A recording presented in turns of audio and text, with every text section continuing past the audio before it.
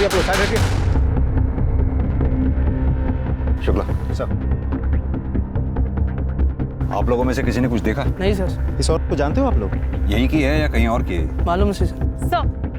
ये औरत शायद प्रेग्नेंट थी और बाकी बॉडी पे घसीटने के अलावा और कोई चोट के निशान नहीं है सर। घाव और बॉडी की कंडीशन को देखकर ये लग रहा है कि ये मर्डर पिछले 24 घंटे के अंदर हुआ है। सर शायद चेहरा इसीलिए बिगाड़ा गया है ताकि इसकी पहचान ना हो सके। लेकिन शुक्ला, कोई किसी औरत का इस तरह से पेट चीट कर बच्चा क्यों निकालेगा? क्या मकसद हो सकता है उसका? दुश्मनी या बदला?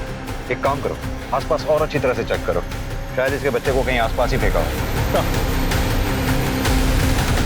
पोस्टमार्टम रिपोर्ट के मुताबिक औरत की उम्र 25 से 26 साल है। ज्यादा खून बहने की वजह से कल रात को यानी कि 2 फरवरी की रात 8 से 9 बजे के बीच उसकी मौत हुई है। सर यूट्रस के साइज के हिसाब से करीब 7 से 8 महीने का भ्रूण था।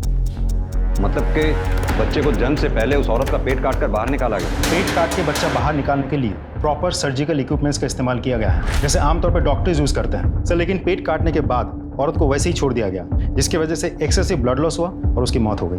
शुक्ला, या तो ये किसी नौसीखे का काम लगता है या फिर इस केस के पीछे 2 कारण हो सकते हैं, इलीगल अबॉर्शन और इलीगल डिलीवरी। उस औरत के साथ कोई बलात्कार या सेक्सुअल असॉल्ट का भी मामला सामने आया है? नहीं सर। मतलब कि शायद उस औरत का बच्चा ही उसकी मौत का कारण था। लेकिन क्यों?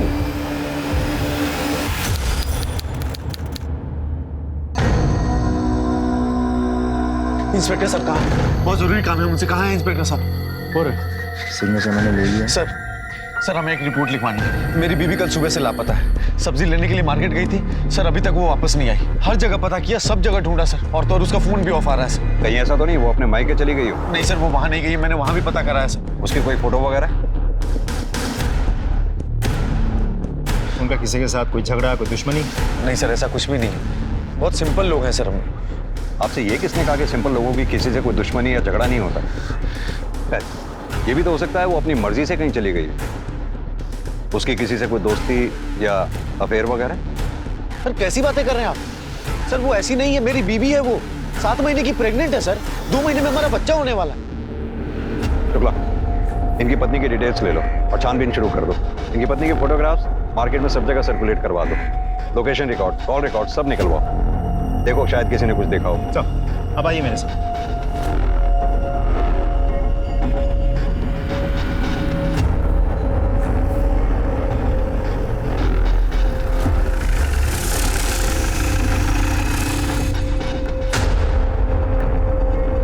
सर हेमा देवरानी है मेरी, 7 महीने की प्रेग्नेंट है। हम लोग बहुत ध्यान रखते हैं उसका। वो तो प्रेगनेंसी में चलते फिरते रहना सेहत के लिए अच्छा होता है, इसलिए घर के छोटे मोटे काम करने देते हैं हम उसे। लेकिन कल जब वो सब्जी खरीदने निकली तो वापस घर ही नहीं लौटी। सर यकीन मानिए हमारे परिवार में कोई झगड़ा, कोई मनमुटाव है ही नहीं। सर आज के जमाने में भी हम लोग ज्वाइंट फैमिली में रहते हैं सर। 6 लोग के परिवार है। 7वें का तो बड़ी बेसब्री से इंतजार चल रहा है।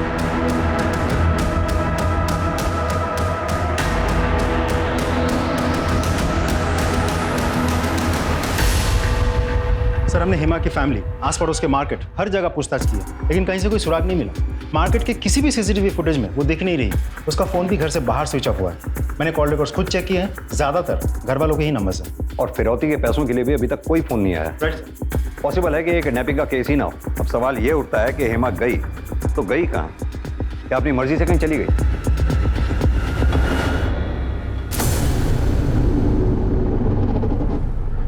मैडम क्या हुआ आपके साथ? अरे संभलिए संभलिए संभलिए संभलिए संभलिए अपने आप को। कोई पानी ला, पानी ला। मैडम पानी लेकर दो। पानी लेकर। क्या बात है? क्या हुआ? रास्ते मिलने आ रही थी, अचानक बेहोश होकर गिर गई। हेमा? आइए। हेमा? हेमा? क्या हो गया तुम्हें? अरे ये सब कहाँ चली गई थी तुम? मेरे सामने बहन आके रुकी। सब इतना जल्दी हो गया कि मैं कुछ समझ ही नहीं पाई, और जब समझ में आया तो उन्होंने मेरे आँख, मुंह और पैर बांध रखे थे। मैं बहुत चिल्लाई, मैं बहुत गिड़गिड़ाई, लेकिन किसी ने नहीं मेरी सुनी और उसी वैन से मुझे फेंक के चले गए। मैं बहुत मुश्किल से यहाँ तक पहुँची हूँ। आपने उन किडनैपर्स का या फिर उस औरत का चेहरा देखा है? या फिर कोई ऐसी बात जो आपको याद हो? सर, उनका चेहरा हमेशा ढका रहता था। सर प्लीज, मैं आपके हाथ जोड़ती हूँ, प्लीज मेरा बच्चा वापस ला दो।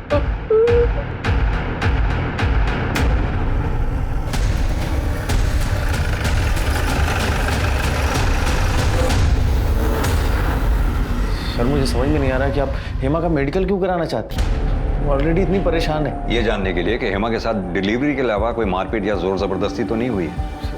लेकिन हेमा बिल्कुल ठीक है, उसके साथ कोई मारपीट कोई जोर जबरदस्ती नहीं हुई है। और एक बात, उसने किसी बच्चे को जन्म नहीं दिया, दे भी नहीं सकती क्योंकि वो प्रेग्नेंट ही नहीं थी।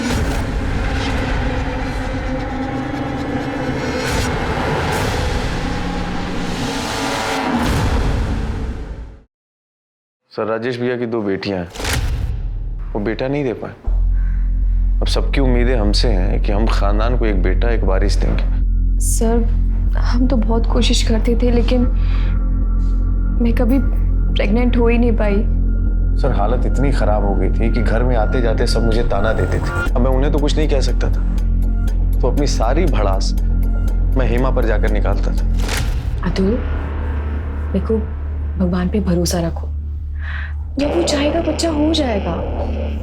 और अगर हमारी किस्मत में है ही नहीं तो हम क्या कर सकते हैं? दिमाग खराब है तुम्हारा। हम भगवान और किस्मत के भरोसे नहीं बैठ सकते। अब तुम ही बताओ क्या करूं मैं? सर 7 महीने पहले हमने ये प्लान बनाया कि सबको जाकर के झूठ कह देंगे कि हेमा प्रेग्नेंट है, और प्रेगनेंसी के 7वें महीने में ये किडनैपिंग का नाटक, ताकि हेमा जब लौटकर वापस जाए और सबको बताए कि उसने अपने बेटे को खो दिया है, तो पूरे परिवार की सिंपैथी मिले और हमें ताना भी नहीं सुनना पड़े। सर मैंने तो अतुल को कहा था कि ये सब करने का कोई फायदा नहीं है, लेकिन इन्होंने। तुम दोनों कुछ पागल हो क्या? या अपना दिमाग इसी तरह की घटिया प्लानिंग में इस्तेमाल करते हो? कभी IVF सेंटर का नाम नहीं सुना आप लोगों ने? वहीं चले जाते। न जाने तुम जैसे कितने कपल्स जो औलाद के लिए तरसते हैं, उन्हें अपनी औलाद मिली है वहां से। यार really sorry sir. We are sorry. अभी तो जाने दे रहा हूं आप लोगों को। अगली बार ऐसा कोई नाटक किया तो मेरे से बुरा कोई नहीं होगा। जा सकते हैं आप। Thank you sir. Thank you sir.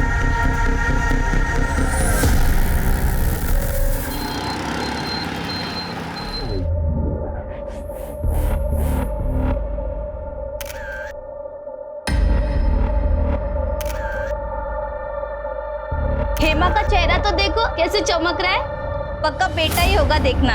Hema, आज तेरी गोद भराई है, माँ बनने वाली है तू। अरे थोड़ा तो मुस्कुरा दे। क्या हुआ हेमा, सब ठीक है ना? तू कुछ परेशान लग रही है। जया भाभी, हेमा का पूरा परिवार है उसका ध्यान देने के लिए, आप अपना देखिए। आपको भी तो 2 महीने में बच्चा होने वाला है। बाकी हेमा को डरने की कोई जरूरत नहीं है ना हेमा?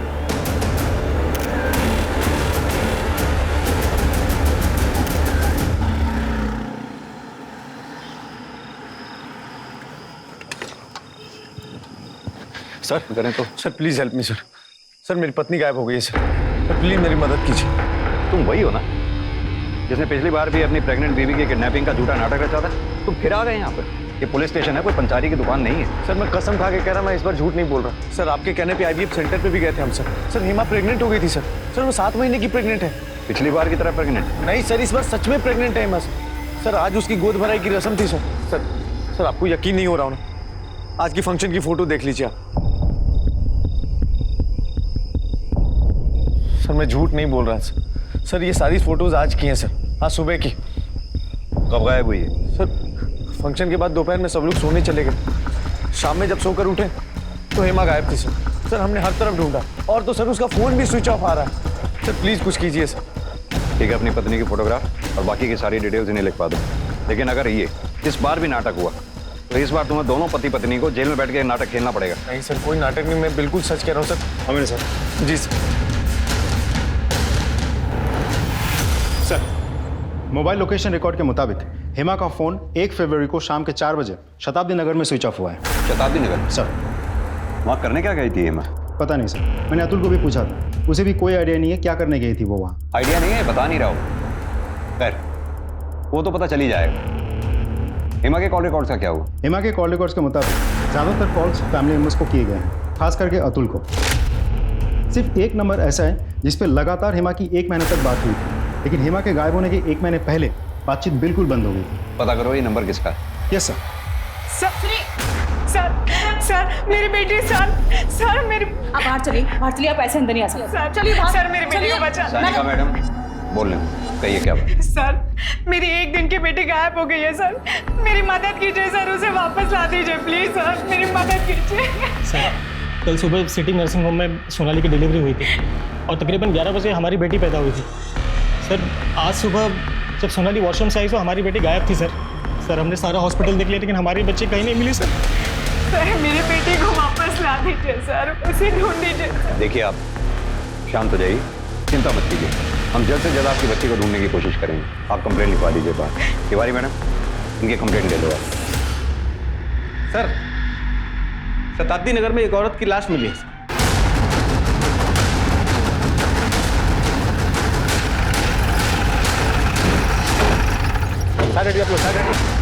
पोस्टमार्टम रिपोर्ट के मुताबिक औरत की उम्र 25 से 26 साल है। ज्यादा खून बहने की वजह से कल रात को यानी कि 2 फरवरी की रात 8 से 9 बजे के बीच उसकी मौत हुई है। सर यूट्रस के साइज के हिसाब से करीब 7 से 8 महीने का भ्रूण था। मतलब कि बच्चे को जन्म से पहले उस औरत का पेट काटकर बाहर निकाला गया। सर जहां उस औरत की लाश मिली थी उससे कुछ दूरी पर 7 महीने का भ्रूण भी मिला है। इन सारी चीजों को देखते हुए और बॉडी की डिटेल्स को देखते हुए ये लाश हेमा की लगती है। शुक्ला एक काम करो, हेमा के हस्बैंड अतुल को लाश की शिनाख्त के लिए बुलाओ। सर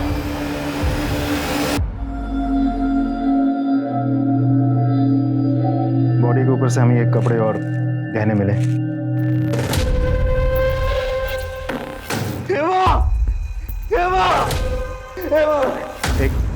एक और बॉडी है।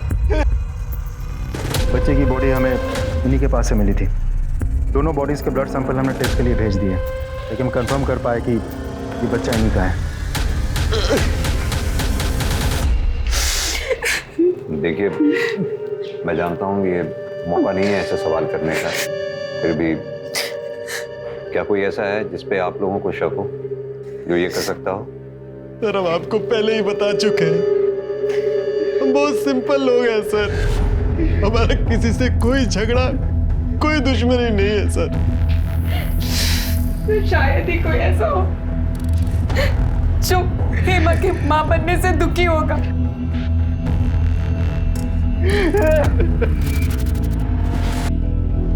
शुक्ला, मेरे पूरे कैरियर में मैंने ऐसा केस कभी नहीं देखा जिसमें किसी औरत का पेट चीरने के लिए सर्जिकल इक्विपमेंट का इस्तेमाल किया गया। कातिल बच्चे को जिंदा रखना चाहता था या फिर उसे मारना चाहता था। इस हद तक वो हेमा से नफरत करता था कि उसका चेहरा तक बिगाड़ दिया। लेकिन क्यों? क्योंकि हेमा के घर वालों का कहना है ऐसा कोई भी नहीं जो हेमा और उसके बच्चे को नुकसान पहुंचाएगा। तो क्या कातिल इन तीनों घर वालों में से कोई एक है? अतुल? कहीं ऐसा तो नहीं अतुल अपनी बीवी से झूठे प्यार का और फिक्र का दिखावा हमारे सामने कर रहा हो? लेकिन सर मुझे ये समझ में नहीं आ रहा है अतुल का मकसद क्या हो सकता है। वो अपनी ही बीवी और बेटे का मर्डर क्यों करेगा? अब ये तो पता नहीं, लेकिन पता करना पड़ेगा। शुक्ला, तुम्हें इस केस में कुछ भी अजीब नजर नहीं आ रहा है? सर अभी तक तो नहीं, लेकिन एक टीम लगातार पूछताछ कर रही है। आई एम श्योर बहुत जल्द कोई ना कोई क्लू हाथ लग जाएगा। सर शताब्दी नगर में एक दाइमा है जो इस पूरे तहसील में घरों में बच्चों की डिलीवरी करवाती है, और सर हेमा का मोबाइल उसके घर के पास ही स्विच ऑफ हुआ था।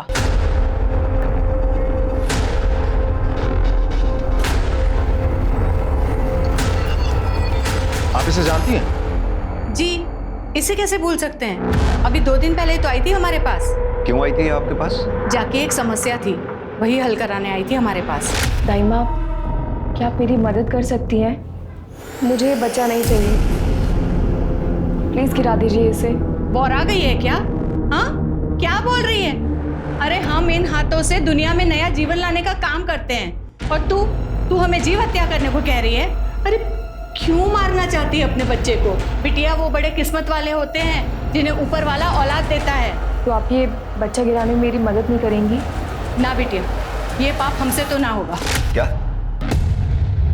हेमा अपना बच्चा गिराना चाहती थी? हाँ तो यही तो बोल रहे हैं हम आपको इतनी देर से। उसने कुछ बताया कि वो क्यों अपना बच्चा गिरवाना चाहती थी? नहीं, हमने भी बहुत पूछा पर कुछ बोली नहीं वो। अच्छा, कोई आया था उसके साथ या वो अकेली आई थी? आई तो अकेली थी, पर हाँ बार बार अपना फोन देख रही थी। क्या देख रही थी मोबाइल में? वो तो मालूम नहीं, लेकिन वो बोली कि दाइमा क्या मैं फ़ोन चार्ज कर सकती हूँ यहाँ पे? वो देखिए ना, बैटरी ख़त्म हो रही है तो फ़ोन बंद हो जाएगा। बिटिया हमें तो कोई दिक्कत नहीं है, पर तुम खुद देख लो, बिजली नहीं है, शाम को 6 बजे तक आएगी। अच्छा, आप ये बता सकती हैं कितने बजे के आसपास की बात रही होगी? जय कोई शाम के 4 बजे होंगे। शुक्ला, बड़ी अजीब सी बात है। हेमा बच्चा चाहती थी, बच्चे को जन्म भी देने वाली थी, वो भी लड़का जिसके लिए उसकी फैमिली ने उसे परेशान कर रखा था। सुबह ही उसकी गोद भराई हुई थी, फिर अचानक ऐसा क्या हुआ होगा जिसके लिए वो बच्चा अबॉर्ट करवाना चाहती थी? माजरा क्या है, कुछ समझ में नहीं आया। सर वैसे हमने विमला दाई का बयान चेक कर लिया है, वो सच बोल रही थी। उस एरिया में दोपहर 2 से शाम के 6 बजे तक बिजली नहीं रहती और उस एरिया में आसपास कहीं भी सीसीटीवी कैमरा भी नहीं है। सीसीटीवी नहीं है, पर यह तो हो सकता है कि किसी इंसान ने कुछ देखा हो, कुछ सुना हो। हेमा उस दिन अपना फोन चार्ज करना चाहती थी। शुक्ला, हेमा के साथ जो कुछ भी हुआ 4 बजे से 9 बजे के बीच में हुआ।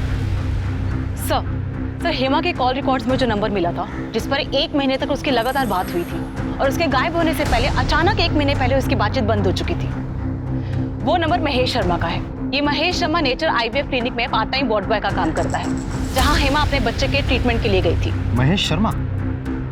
सर ये महेश शर्मा तो सिटी नर्सिंग होम में भी वार्ड बॉय का काम करता है और जिस दिन मयूरेश और सोनाली की 1 दिन की बेटी गायब हुई थी उसी दिन से वो काम पे नहीं आ रहा है, फोन भी स्विच ऑफ आ रहा है। सर महेश का फोन ऑन हुआ और उसकी लोकेशन भी ट्रेस हो गई। शुक्ला, इससे पहले कि वो दोबारा फोन बंद करे या गायब हो जाए, उठा के ले आओ उसे। सर ऐसे ही मारा था, बोल। हम कुछ नहीं किए, सब सच बता रहे हैं, कसम खा के बोल रहे हैं साहब, हम निर्दोष हैं, हम कुछ नहीं किए साहब। झूठी कसम खाना छोड़ और सच उगलना शुरू कर, वरना हेमा और उसकी बच्ची के मर्डर के जुर्म में यही जिंदगी भर सड़ेगा, समझा? सच ही तो बोल रहे हैं साहब। वो हेमा मैडम जी से थोड़ी बातचीत हो जाती थी, उसके बाद बस उतना ही था साहब। फिर वो एक दिन चेकअप को आई तो ए सिस्टर, ऐसे मुंह लटकाए काहे बैठी है? अरे माँ बनने वाली हो, जरा खुश रहा करो। महेश भाई कैसे खुश रहूं मैं जब पता है कि मेरे पेट पे बेटा नहीं एक बेटी है, वो बेटी जो किसी को भी नहीं चाहिए। मैं चाह के भी अपनी बेटी को नहीं रख सकती। हो सकता है कि मैं अपनी बेटी को खुद ही मार दूं। माँ होकर ऐसे राक्षस जैसी बातें काहे को करती है? अरे कितने भले मानस है जो बच्चा गोद लेने के लिए तरस रहे हैं, उन बेचारों को दे दो, उनका जीवन सफल हो जाएगा। हेमा को ये किसने बताया कि उसके पेट में लड़का नहीं लड़की है? डॉक्टर ने? हमका बताए, कौन बताया? हमें तो वही बताई थी। फिर 1 महीने बाद हेमा मैडम जी अपनी वादे से मुकर गई और हमारी जान आफत में आ गई। काहे कि हम सामने वाली फैमिली से बेटी देने के लिए एडवांस पहले ही उठा लिए थे, इसलिए हम सोनाली की बेटी को चुरा लिए। इसे पता लगवाओ कि सोनाली और मयूरेश की बेटी कहाँ पर है, उसे यहाँ लेकर आओ। इसके ऊपर इलीगल अडॉप्शन, किडनैपिंग, हेमा और उसके बच्ची के मर्डर का चार्ज लगाओ। और हाँ, इसके कॉल रिकॉर्ड्स और मोबाइल लोकेशन रिकॉर्ड सारे निकलवाओ। पता करो 2 फरवरी को ये कहाँ था जिस दिन हेमा शताब्दी नगर गई थी, जहाँ उसका मर्डर हुआ था। यस इंस्पेक्टर, हेमा ने आईवीएफ ट्रीटमेंट के लिए हमारे क्लिनिक में रजिस्टर करवाया था, पर हमने उसे ट्रीटमेंट नहीं दिया। नहीं दिया मतलब? हेमा तो प्रेग्नेंट थी। हाँ, पर हमारे ट्रीटमेंट देने से कुछ दिन पहले ही वो नेचुरली प्रेग्नेंट हो गई थी। लेकिन डॉक्टर, जहाँ तक हमें पता है हेमा के पति अतुल का स्पर्म काउंट लो था, जिसकी वजह से हेमा प्रेग्नेंट नहीं हो सकती। इसे ही तो चमत्कार कहते हैं। जब इंसान पूरी तरह से हताश हो जाता है तो ऊपर वाला उसे निराश नहीं होने देता। क्या कभी हेमा ने ये जानने की कोशिश की कि उसके पेट में जो बच्चा है वो लड़का है या लड़की? एक नहीं कई हजार बार पूछा था, पर मैंने उसे साफ मना कर दिया था। उन्होंने आपसे कभी बच्चा अबॉर्ट करवाने की बात की थी? नहीं। Excuse me doctor. Yes. Hello. हाँ, डीएनए रिपोर्ट आ गई? तो बच्चे से हेमा का डीएनए मैच कर गया, तो हेमा के पति अतुल से भी कर गया होगा ना? क्या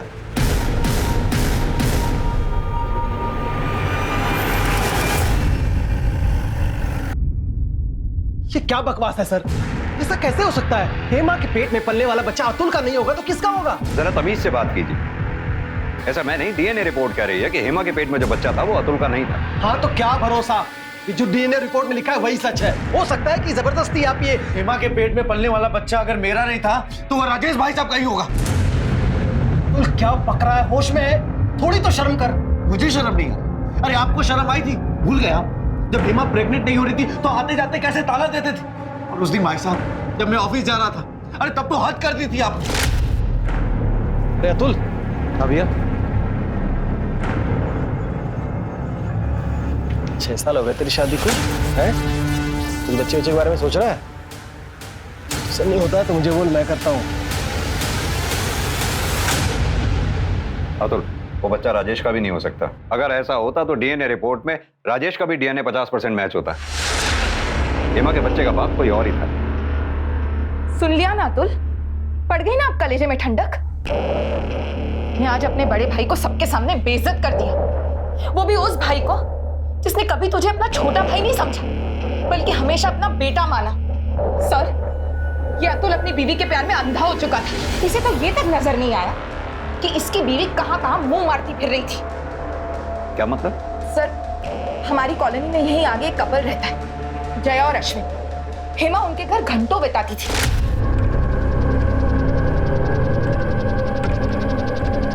हेमा, मंदिर से आ रही हो? हाँ भाभी। क्या हुआ? पूरा पसीना पसीना हो रही हो। चलो थोड़ी देर मेरे यहाँ आराम कर लो, फिर चली जाना। भाभी मैं शाम को आता हूँ। नहीं, कुछ नहीं, चलो अंदर। चलो चलो चलो जल्दी चलो। मैंने खुद कितनी बार देखा है कि जया अपने घर का दरवाजा बाहर से बंद कर उन दोनों को अकेले छोड़कर चली जाती थी। अब भगवान ही जाने वो दोनों अंदर अकेले में क्या क्या गुजराते थे। जबान संभाल की। अरे तू मुझे क्या चुप करवा रहा है? ये सब तेरी बीवी तेरे पीठ के पीछे करती थी जब तू ऑफिस में रहता था। सर, अभी जब हेमा प्रेग्नेंट हुई थी उसी के आसपास जया भी प्रेग्नेंट हुई थी, लेकिन कहते हैं ना भगवान सब देखता है। अभी 1-2 दिन पहले उस कमीनी जया का बच्चा भी गिर गया। ताला लगा हुआ है, कोई है क्या आसपास? देखो सर, ये इस एरिया का वॉचमैन है। ये घर क्यों बंद है? घर वाले कहाँ हैं? क्या जाने साहब, जया भाभी का बच्चा पैदा होते ही गुजर गया। 3 तारीख को गए थे दफनाने के लिए, उसकी अगली सुबह से ताला जड़ा हुआ। ठीक है, तुम जाओ। Okay sir. शुक्ला सर, ये जया और उसके हस्बैंड का फोन नंबर पता करो, दोनों के call records, mobile location records सब पता करो, दोनों के फोन सर्वेलेंस पे डालो, पता करो ये दोनों हैं कहाँ पर। शुक्ला, अगर उर्मिला सच बोल रही है तो हेमा और उसके बच्चे के कत्ल में ये अश्विन एक अहम संदिग्ध है। पर एक बात समझ में नहीं आई, हेमा ने खुद महेश और विमला दाई से ये क्यों कहा कि उसके पेट में बेटी पल रही है जबकि उसके पेट में बेटा पल रहा था? उसे किसने गलत इंफॉर्मेशन दी होगी जिसकी वजह से वो अबॉर्ट तक करवाने पहुंच गई? अब उसके बच्चे का बाप है कौन? अश्विन या फिर कोई और? सर, अतुल के कॉल रिकॉर्ड्स में एक नंबर मिला जिस पर उसके अक्सर बातचीत होती है। किसका नंबर है? सर, अतुल के घर में काम करने वाली बाई रत्ना का। और जब हमने रत्ना के बारे में पता किया तो ये पता चला कि रत्ना भी 7 महीने प्रेग्नेंट है और अतुल उसे पिछले कुछ दिनों से पैसों की मदद कर रहा है। ओह, तो कहानी में एक और ट्विस्ट। ये सिंपल लोग तो कुछ ज्यादा ही घुमावदार निकले। चलो इस रत्ना से भी पूछताछ कर लेते हैं कि उस पर इतनी मेहरबानी किस लिए। हाँ साहब, ये सच है कि मैं मिश्रा जी के वहाँ मेड का काम करती हूँ। अतुल साहब तो भगवान समान है। उन्होंने मेरी हालत देखकर खुद ही बोल दिया कि तुम आराम करो और तनख्वाह घर में ही मिल जाएगी। इसी हालत की वजह से अतुल तुम्हें तनख्वाह दे रहा था या फिर वजह कोई और थी? या फिर इसलिए दे रहा था क्योंकि तुम अतुल के बच्चे की माँ बनने वाली हो? ये कौन बोल दिया साहब? हम गरीब हैं, हमें तो कोई भी कुछ भी आके बोल देता है। लेकिन उस भगवान समान आदमी पर कीचड़ मत उछालिए। वो तो हेमा दीदी को इतना प्यार करते हैं कि किसी की तरफ नजर उठाकर भी नहीं देखते। प्यार करते थे। अब ना तुम्हारी हेमा दीदी रही और ना ही उसका बच्चा, क्योंकि दोनों को रास्ते से तुमने हटा दिया ताकि तुम अतुल की जिंदगी में शामिल हो सको। सच है ना ये बात? क्या हेमा दीदी नहीं रही? ये तो मुझे नहीं पता साहब। मैं तो कई महीने से घर से बाहर भी नहीं निकली। पर ये सब कैसे और कौन किया? सब कुछ तो ठीक चल रहा था। हमें याद है हेमा दीदी जब पेट से थी तो अतुल साहब को डर था कि कहीं उनकी बेटी ना हो जाए। और साहब, अतुल साहब को पता था कि हमारे पहले से 2 बेटे हैं और वो कुछ महीने पहले हमारे पास आए। रत्ना, अगर इस बार भी तुझे बेटा हुआ और हेमा को बेटी, तो क्या हमारी बेटी के बदले तू अपने बेटे को देगी? किसी को कुछ पता नहीं चलेगा, तेरे पति को भी नहीं। बोल, देगी अपने बेटे को? और इसके बदले में मैं तुझे 5 लाख रुपए भी दूंगा। फिर जब तुम्हें यह पता लगा कि हेमा के बेटा होगा, तुम्हें 5 लाख रुपए जाते हुए नजर आए, इसलिए तुमने हेमा और उसके बच्चे को रास्ते से ही हटा दिया, ताकि अतुल की जिंदगी में ना सिर्फ तुम्हारा बच्चा और तुम भी आ जाओ। नहीं साहब, जितना आप बोल रहे हो उतना तो दिमाग भी नहीं है हमारे पास। कसम से साहब, हमने हेमा दीदी को नहीं मारा। Excuse me sir. बोलो mister. Good, very good sir. Jai और अश्विन पकड़े गए।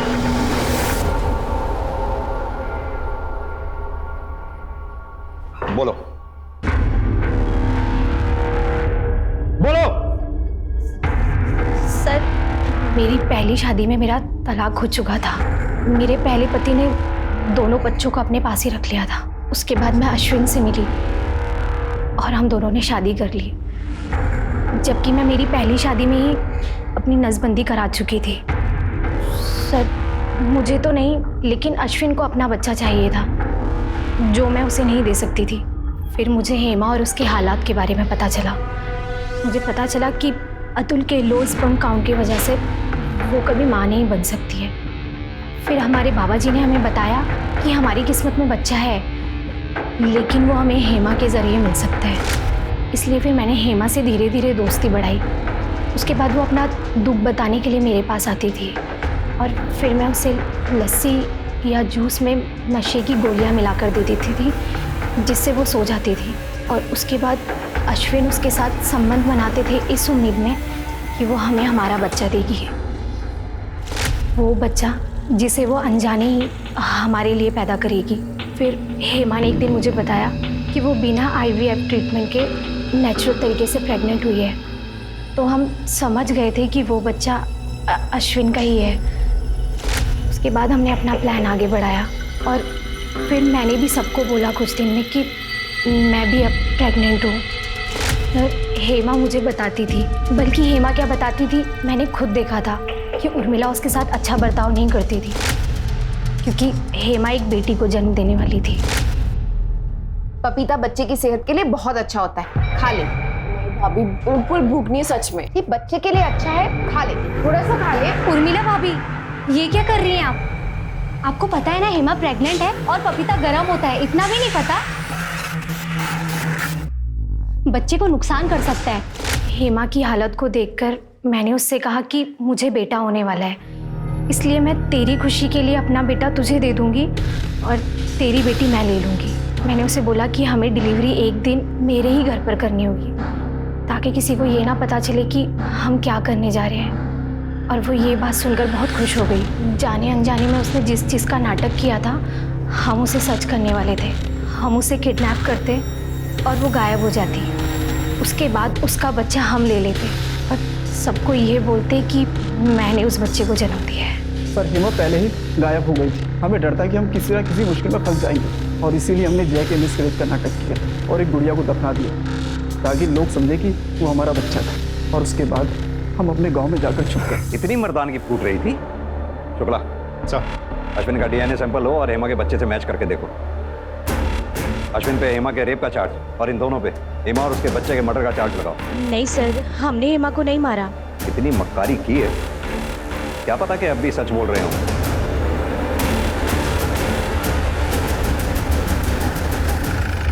सर, जैसा आप सोच रहे हैं वैसा कुछ भी नहीं है। मुझे नहीं पता जया ने आपसे झूठ क्यों बोला। जया को झूठ बोल के क्या मिलेगा, लेकिन आपको सच बोल के थोड़ी बहुत राहत जरूर मिल सकती है उर्मिला जी। इसलिए अब आप सच बोलिए, वरना पुलिस को गुमराह करने के मामले में आपको अरेस्ट भी किया जा सकता है, समझिए आप। अब आप बोलिए। हाँ सर, मैंने हेमा से झूठ बोला था कि उसे लड़की होगी, क्योंकि मैं नहीं चाहती थी कि वो लड़की को जन्म दे। अगर उसे बेटा हो जाता तो सब कुछ उसका हो जाता। फिर मेरी बेटियों निधि और नेहा का क्या होता? पहले इनकी कोई कदर नहीं, उसके बाद तो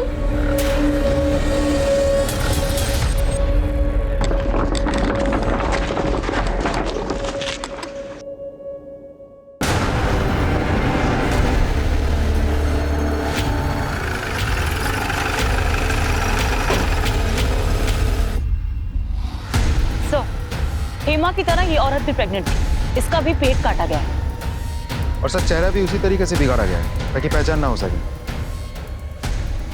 आखिर चल क्या रहा है? कौन है जो प्रेग्नेंट औरतों को इतनी बेरहमी से मार रहा है?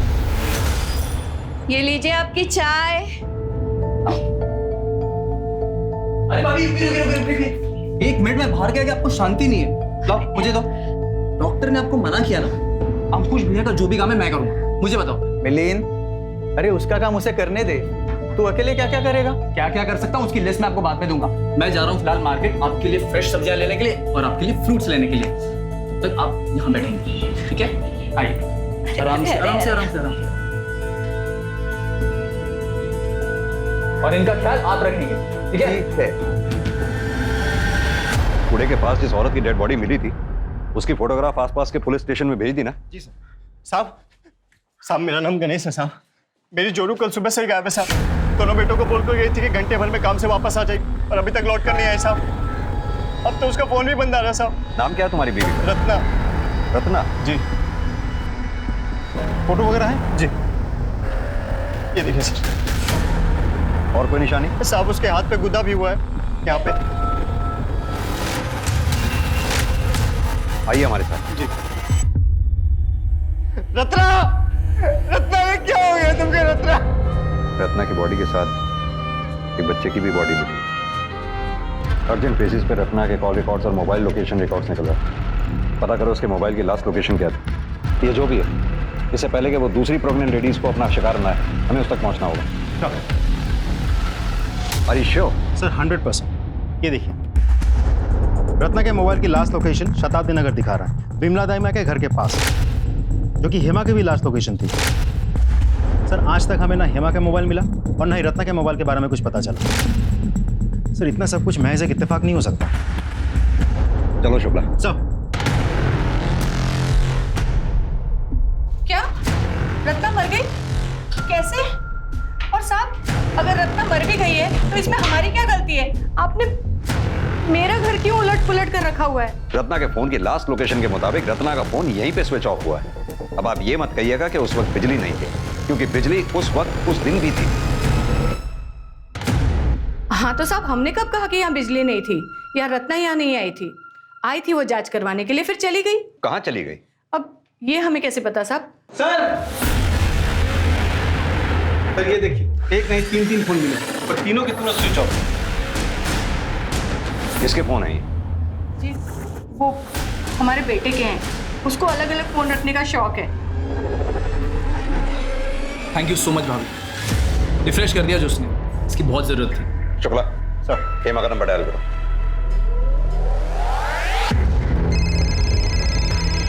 रत्ना का नंबर डायल करो।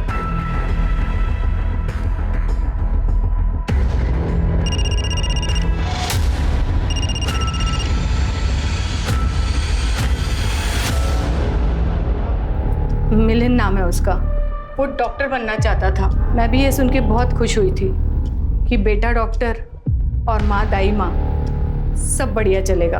और उसने 3 बार पेपर दिया और तीनों बार फेल हो गया, पर उसने हिम्मत नहीं हारी थी। उसने बोला कि माँ देखना, एक दिन ज़रूर डॉक्टर बन के दिखाऊंगा। प्रैक्टिस करूंगा तो डॉक्टर क्या, सर्जन भी बन जाऊंगा। मैंने सोचा ये भी ठीक है, कोई अपनी माँ के पेट से थोड़ी ना सीख के आता है। तभी से उसने डॉक्टरों वाले सारे औजार इकट्ठा करना शुरू कर दिए। कैंची, छुरी, ब्लेड, सब कुछ। मिलिन है कहाँ पे? भगवान जाने सब कहाँ मिलेगा। सुबह जाते वक्त सिर्फ इतना ही बोल के गया था कि अम्मा आज प्रैक्टिस है। प्रैक्टिस? जी। मिलिन का नंबर दो हमें। नंबर दीजिए जल्दी। सब चिल्लाने से क्या होगा, हमको नहीं याद उसका नंबर। फोन दीजिए। मिलिन का नंबर याद। हेलो, हाँ मैंने अभी अभी आपको एक नंबर भेजा है, मुझे तुरंत उस नंबर की लाइव लोकेशन चाहिए।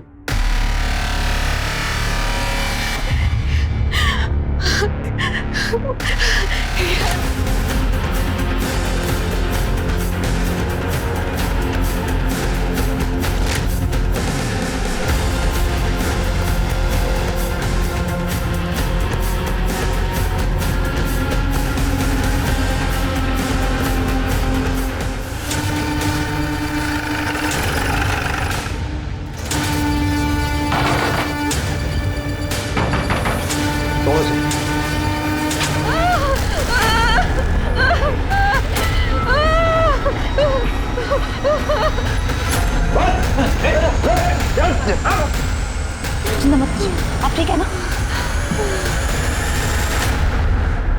बहुत हो गई तेरी डॉक्टरी, बाकी की सर्जरी अब जेल में करना है। क्या है? तुम चैन से प्रैक्टिस भी नहीं करने दे रहे हो। सॉरी भाभी, मैं आपकी मदद नहीं कर पाया। आपको किसी और डॉक्टर के पास जाना पड़ेगा। इससे ज्यादा मदद की जरूरत ना तुझे। चल तेरी मदद करते हैं, चल। अगर आप बीच में नहीं घुसते तो मैं अब तक सर्जरी कर चुका होता और मनीषा भाभी एक हेल्दी बच्चे को जन्म दे चुकी होती। इस बार मेरा एक्सपेरिमेंट पक्का सक्सेसफुल होता, पर आपने खराब कर दिया, मेरा ऑपरेशन रोक दिया। हेमा को क्यों मारा? मारा? मारा नहीं सर, मैंने तो उसकी मदद की थी। वो मेरी माँ के पास आई थी बच्चा अबॉर्ट करवाने के लिए। मेरी माँ ने मना कर दिया तो मैंने सोचा मैं उसकी मदद कर देता हूँ और फिर मैंने उसका पीछा किया। क्या बोला दाई माँ ने? यही कि तुम मेरी मदद नहीं कर पाएंगी। खैर छोड़, अब जो होगा देखा जाएगा। ऐसे कर तू घर चल, मैं थोड़ा सा बाजार होके आती हूँ। ठीक है देख।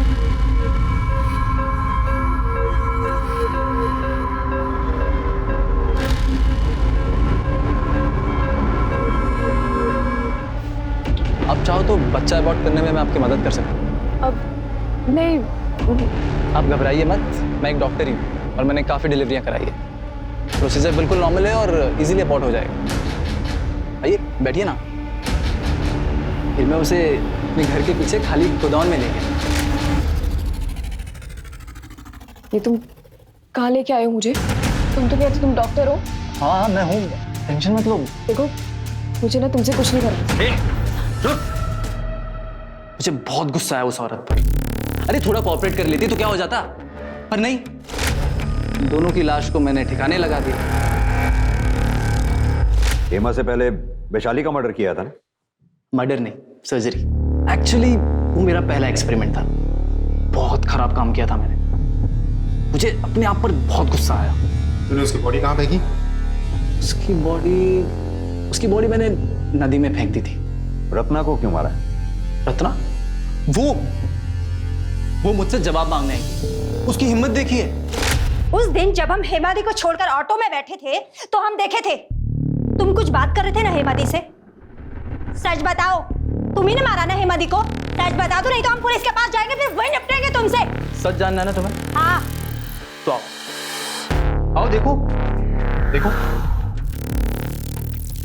तुम ये कहाँ ले आए मुझे? काश मैं उन्हें यादगार के तौर पे अपने साथ रख पाता, पर कोई बात नहीं। याद के तौर पे मैंने उनके मोबाइल रख लिए। शुक्ला, अब तुम इसकी ऐसी सर्जरी करो ये चाहे भी तो कभी यहां से बाहर ना निकल सके।